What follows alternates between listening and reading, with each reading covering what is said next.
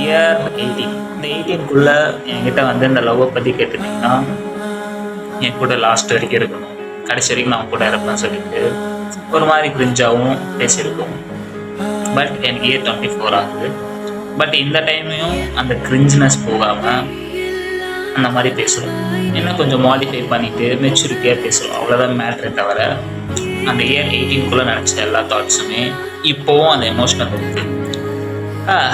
எனக்கு வந்து first time நான் வந்து ஒரு ஹார்ட் ப்ரோக்கன் ஆகும்போதோ என்ன அறியாமல் நான் ஒரு ரெக்கார்ட் பண்ண ஆரம்பித்தேன். அந்த வாய்ஸ் ரெக்கார்ட் பண்ணிவிட்டு அதை பேச ஆரம்பித்து ஒரு போச்சு ஒரு 10-20 நிமிஷம் கிட்ட நான் தனியாகவே பேசிகிட்டு இருந்தேன், யாரும் என் கூட கிடையாது. பட் இந்த டைம் நான் ஒரு வீடியோவில் பேசுகிறேன். ஏன்னா நமக்குள்ளே இருக்கிற ஃபீலிங்ஸ், நமக்குள்ளே இருக்கிற ஒரு ஹார்ட் ப்ரோக்கனான விஷயங்கள் வந்து நம்மளால் அக்செப்ட் பண்ணிக்க முடியாது. ஒரு மாதிரி கஷ்டமாக இருக்கும், நம்மளை லோன்லியாக ஃபீல் பண்ணுவோம், நிறைய விஷயம் நம்மளை வந்து ரொம்பவே அழ வைக்கும். ஸோ அந்த மாதிரி டைமில் தனியாக என்னோடய வாய்ஸோ என்னுடைய ரெக்கார்டோ வீடியோவோ நான் ரெக்கார்ட் பண்ணி பேச ஆரம்பிச்சிடுவேன்.